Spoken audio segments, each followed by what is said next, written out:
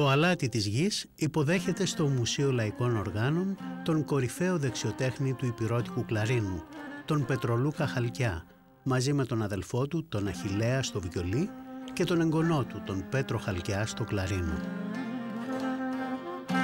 Στο δεύτερο μέρος της εκπομπής συμμετέχουμε μαζί τους σε ένα υπηρώτικο λαϊκό γλέντι. Ο Πετρολούκας είναι σήμερα 78 χρονών. Γεννήθηκε το 1934 στο Δελβινάκι της Υπήρου. Εκπροσωπεί την τέταρτη γενιά της μουσικής οικογένειας των Χαλκιάδων από το Πογόνι. Μουσική ήταν και ο πατέρας του, ο Περικλής, και ο παππούς και ο προπάπος του. Για να συνεχίσει αυτή την παράδοση με το γιο του, τον Χαράλαμπο, και τον εγγονό του, τον Πέτρο. 6 γενιές Χαλκιάδων λοιπόν στη μουσική παράδοση της Υπήρου.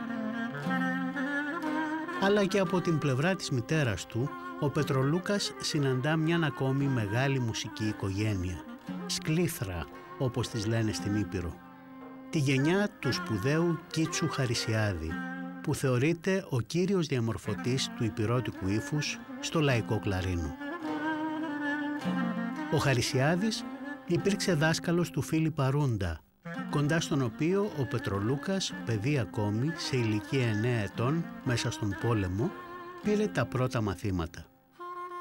Τέλος, από την πλευρά της γυναίκας του, συνδέθηκε και με την τρίτη μεγάλη μουσική οικογένεια της Υπήρου, τους Μπατζέους, οι οποίοι μάλιστα για να τον δεχτούν ως γαμπρό, τον πέρασαν κυριολεκτικά από μουσική ακρόαση. Από το 1950, ο Πετρολούκας εγκαταστάθηκε στην Αθήνα και χωρίς να πάψει να συμμετέχει στα υπηρώτικα γλένδια και στα πανηγύρια, διακρίθηκε στις εκπομπές του ραδιοφώνου και στη δισκογραφία, μαζί με τον αδελφό του, τον Αχιλλέα, στο βιολί και στο λαγούτο τον Λεωνίδα Καβάκο, παππού του διεθνούς φήμης βιολονίστα. Το 1960 πήγε στις Ηνωμένες Πολιτείες για μιαν εβδομάδα και τελικά έμεινε εκεί 20 ολόκληρα χρόνια, πρωτοστατώντας στα γλένδια της ομογένειας, με σεβασμό στο παραδοσιακό ύφος, ως καταφύγιο και σύμβολο εθνικής ταυτότητας των ξενιτεμένων συμπατριωτών του. Επέστρεψε στην Ελλάδα το 1979, αν και το 1988 σε ένα αυτοκινητικό δυστύχημα έχασε τη γυναίκα του και τραυματίστηκε βαρύτατα ο ίδιος, επανήλθε στην ενεργό δράση ακόμη πιο ώριμος για να συνεχίσει ακάματος έως σήμερα την προσφορά του στο χώρο, κερδίζοντας την αγάπη και αναγνώριση του κόσμου και τον σεβασμό των ομοτέχνων του ως ο κορυφαίος του υπηρώτικου κλαρίνου. Ο Πετρολούκας Χαλκιάς καταθέτει την τέχνη του λέγοντας «Για να τα βρουν οι νεότεροι όταν εμείς δεν θα είμαστε πια εδώ, να μάθουν πως παίζαν οι παλιότεροι και μετά να βάλουν και αυτοί τα δικά τους». Μια μικρή σύναξη της οικογένειας των Χαλκιάδων σήμερα εδώ στο Μουσείο Λαϊκών Οργάνων. Ο Πετρολούκας ο Χαλκιάς με το κλαρίνο του, ο αδελφός του ο Αχιλλέας Χαλκιάς με το βιολί και η επόμενη γενιά, ο Πέτρος ο Χαλκιάς, ο εγγονός, και αυτός με το κλαρίνο. Καλώς ορίσατε. Καλώς σας βρήκαμε. Και εδώ μπροστά σε αυτή την βιτρίνα του Μουσείου Λαϊκών Οργάνων με 3 ιστορικά όργανα, το κλαρίνο του Νίκου Καρακώστα, το κλαρίνο του Τάσου Χαλκιά και αυτό του Βασίλη Σούκα, θα ήθελα να σας ρωτήσω για τους μεγάλους δεξιοτέχνες του λαϊκού κλαρίνου στην Ήπειρο, αυτούς που δημιούργησαν αυτό που λέμε υπηρώτικη μουσική σχολή και υπηρώτικη μουσική παράδοση. Στην Ήπειρο ήταν ο Κίτσο Χαρισιάδης. Στο Αγρίνιο και Ξερόμηρο ήταν ο Μαριέλης. Ο Γιαούζος ήταν στη Λιβαδιά. Τα είχαν μοιρασμένα τότε. Ο Καρακώστας ήταν στη Θεσσαλία. Για όλη τη Θεσσαλία. Δεν πήγαινε ένα κλαρίνο μετάλλο. Εκ των υστέρων εμείς που ενωθήκαν τα τηλέφωνα, που γίνονταν οι γάμοι, ο γαμπρός Θρακιώτης, η Πυρώτισσα και ο κουμπάρος Μακεδόνος, έπρεπε να τα παίζουμε όλα. Και ο Πετρολούκας λοιπόν είναι Πογόνι, Δελβινάκι, Πογόνι, Υπήρου και Πάσης Ελλάδος. Και αναγκαστήκαμε να μάθουμε όλα τα τραγούδια τώρα, τα κλαρίνα. Αλλά εκείνα τα κλαρίνα ήταν στην περιοχή τους τα καλύτερα. Στην Ήπειρο ήταν ο Κίτσος ο Χαρισιάδης και είχε και άλλους μαθητές. Είχε το Φίλιππα το Ρούντα. Ο Φίλιππας ο Ρούντας ήταν ο δικός σου δάσκαλος, έτσι δεν είναι? Και ο Φίλιππας ο Ρούντας, αφού έμαθε κλαρίνο μετά, έδειξε εμένα. Εγώ από μικρός, από 10 χρονών που ήμουνα, με ένα κόκκινο σίδερο, τρύψα ένα αυτό, έκανα 6 τρύπες και έβαλα ένα στόμιο του πατέρα μου εκεί πέρα παλιό και με μία κλωστή έδεσα το καλαμάκι απάνω και άρχιζα σιγά σιγά μόνος μου και έπαιζα. Όταν με άκουσε ο παππούς μου που έπαιζα έτσι, μου λέει «Α, θα σε βάλω», με λέει, «στο Φίλιππα τον δικό μας», μου λέει. Και πραγματικά πήγα στο Φίλιππα. Ο Φίλιππας είχε πολλούς μαθητές τότε και λέει «Παιδιά, θα σας βάλω στη σειρά, γιατί δεν μπορώ από μια ώρα τον καθέναν, είστε 10 παιδιά. 10 ώρες θα δείχνω. Ο ένας, λέει, που θα μπορεί να αρπάξει καλύτερα, θα το παίρνει αυτός και θα πηγαίνετε και οι υπόλοιποι 9 έξω, λέει, και θα κάνετε πρόβα». Φώναξε από έναν, κάνε το του έλεγε. Τελευταίο είχε εμένα. Μου λέει, για κάνε αυτό. Το έκανα αμέσως εγώ. Α, μου λέει, μ' άκουσες, λέει, τα άκουσες πολλές φορές, γι' αυτό θα σου κάνω ακόμα ένα. Μου κάνω ακόμα ένα, το κάνω και εκείνο. Τότε, λέει, θα δείχνω στον Πέτρο εγώ, λέει, και εσείς όλοι οι άλλοι θα πηγαίνετε, λέει, έξω, λέει, και ό,τι θα παίζει ο Πέτρος θα παίζετε κι εσείς. Θα σφουγγάρει λοιπόν που έτσι ρούφαγες. ξεκίνησα, έτσι ξεκίνησα εγώ. Είναι αλήθεια ότι ο πατέρας σου σε προόριζε για συνεργείο αυτοκινήτων και ότι δεν ήθελε να ασχοληθείς με το όργανο? Γι' αυτό και έκανα κρυφά τρίψα το αυτό εγώ, γιατί δεν μου έδινε ο πατέρας την ευχή του για να παίξω κλαρίνο. Πήρες όμως την ευχή του παππού και από όσο ξέρουμε τελικά έβαλες και τον Λουκάς, το όνομά του δίπλα στο Πέτρος και έτσι έγινες Πετρολούκας. Πήρα και από τον πατέρα, γιατί όταν ο πατέρας δεν ήξερε ότι έπαιζα κλαρίνο και όταν ήρθα εδώ στην Αθήνα, λέγαν τότε, γιατί ήταν πολλά τα χρόνια, το παιδί φαινόμενο, γιατί έπαιζα καλά. Πήγα στη ραδιοφωνία να παίξω και λέει, θα ακούσετε τον Πέτρο, τον νεότερον, τον Πέτρο Χαλιά, με το κλαρίνο του. Και ο πατέρας ήταν στο καφενείο και έμεινε κατάπληκτος. Πέρε ένα ταξί και έρχεται απ' έξω από τη ραδιοφωνία. Μόλις με είδε, εγώ κοκκίνησα, ντράπηκα, φοβόμουν και όλο τον πατέρα, είχαμε σέβαση τότε. Και μου λέει, μη φοβάσαι, εντάξει, λέει, καλά έκανες. Θα σου δώσω την ευχή μου όμως, μου λέει, με τον εξής όρο. Αυτό το κλαρίνο που πιάσεις στα χέρια σου, να μπορέσεις να είσαι ο καλύτερος στο κλαρίνο. Και με την ευχή μου.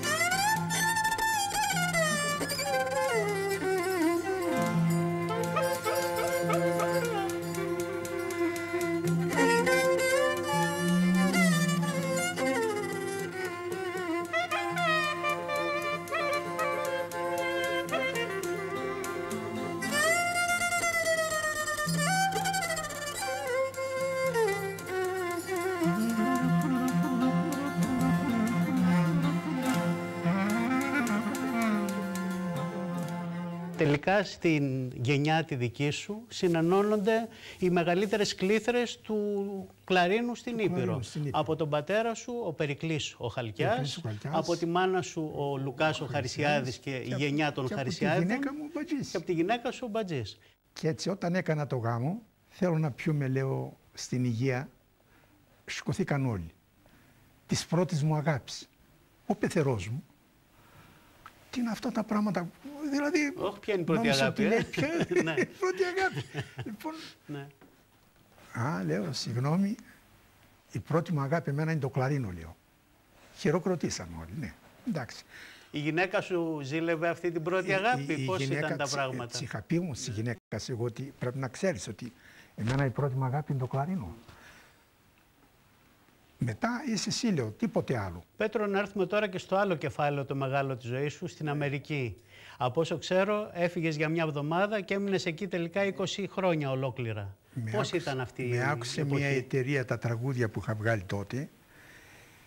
Το PC Company λέγονταν τότε αυτή. Ελληνική εταιρεία ήταν αυτή? Ελληνική εταιρεία. Μου λέει, με πήραν τηλέφωνο, λέει, μπορείς να έρθεις, λέει, για να βγάλουμε ένα long play, ήταν τότε τα μεγάλα που με τα 12 τραγούδια. Πήγα για μια εβδομάδα. Εκεί τότε βρήκα το συγχωρεμένο τον Μπατζή, τον Βασίλη. Βρήκα τον Τάσιο το Χαλκιά. Βρήκα πολλά κλαρίνα εκεί. Μια δεύτερη Ελλάδα λοιπόν στη Νέα Υόρκη. Ναι, όλα τα καλά τα κλαρίνα ήταν εκεί.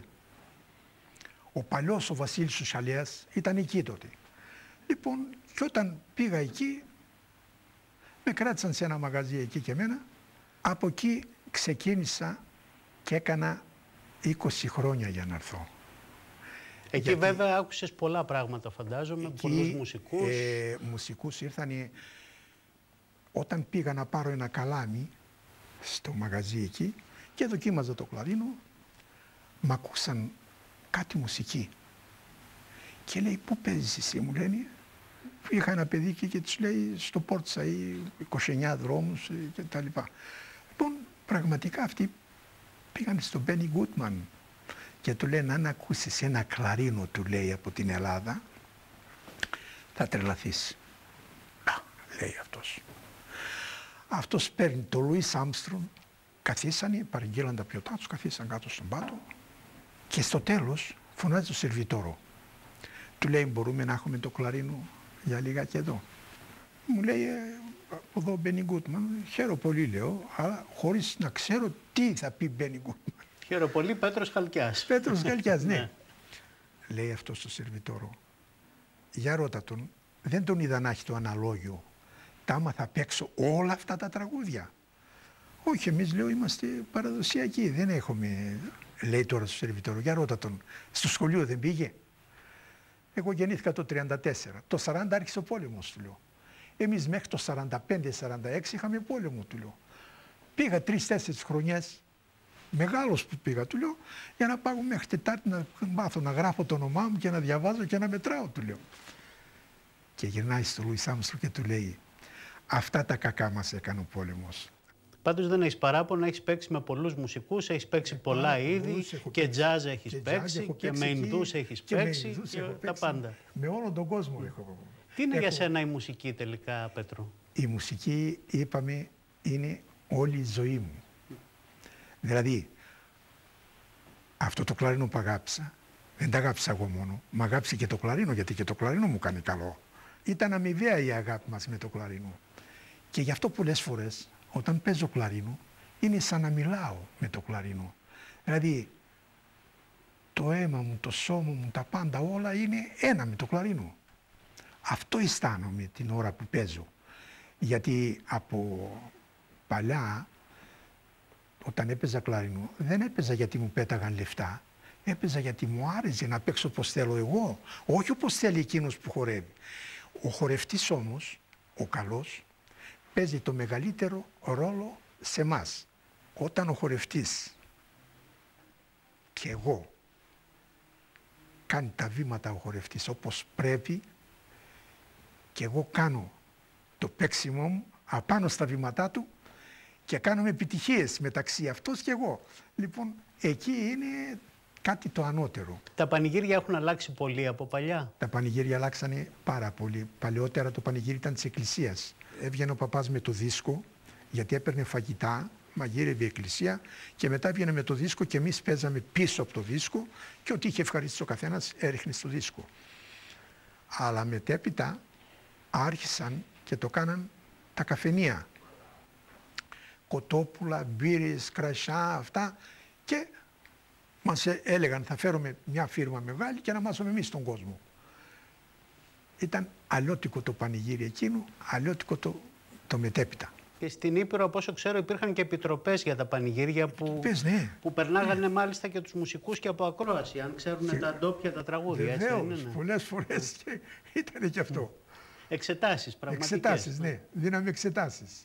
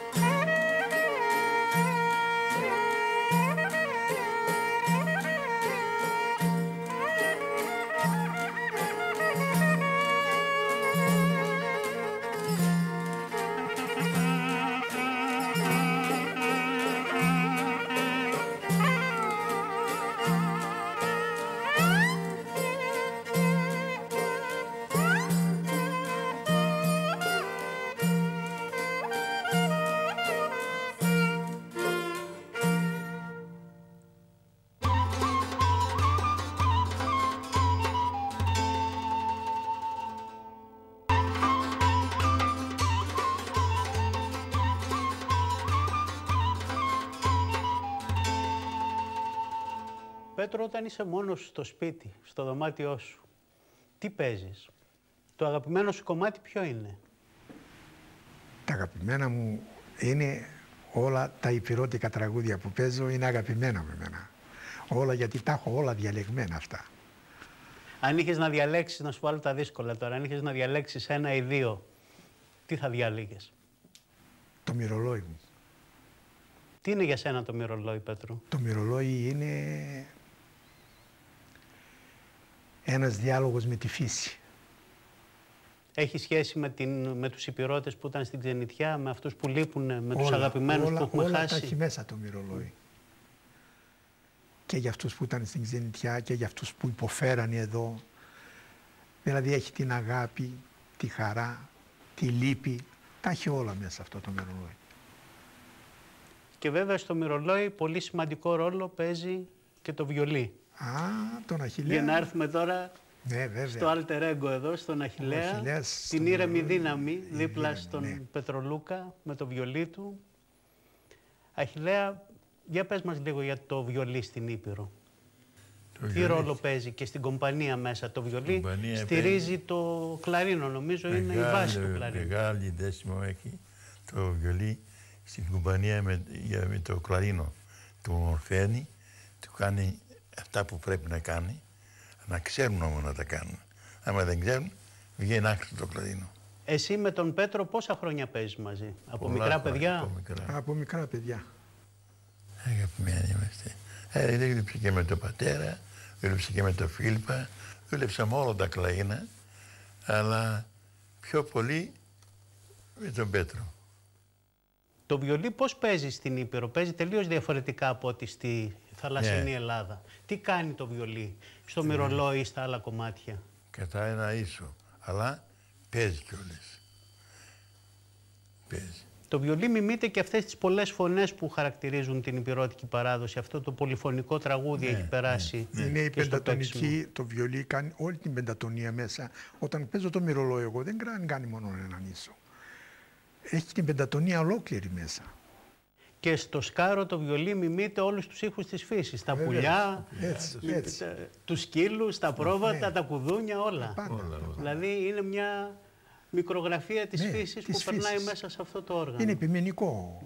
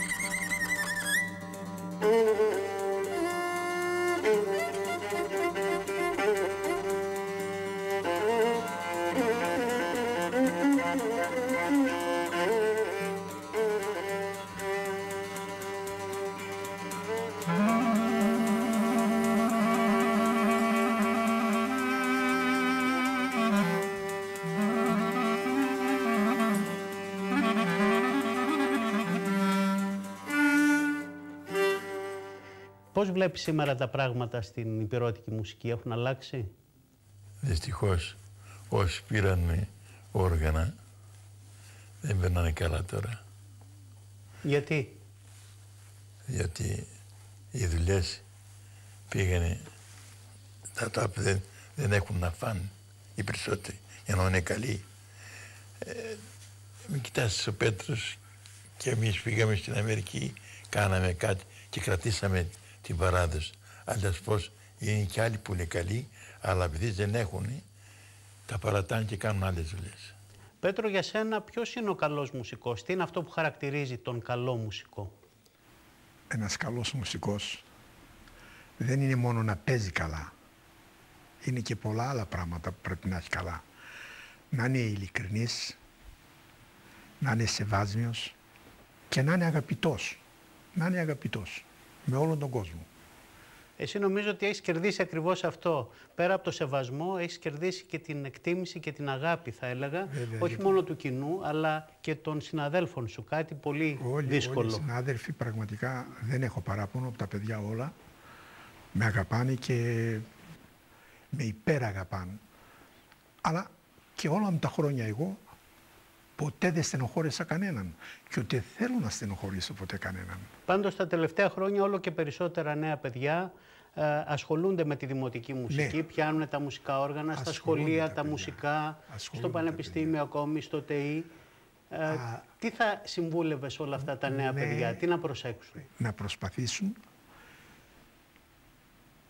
να μιμηθούν και να κρατήσουν των παλιών την τέχνη. Η τεχνική, ο πολιτισμός της Ελλάδος είναι των παλιών η τέχνη.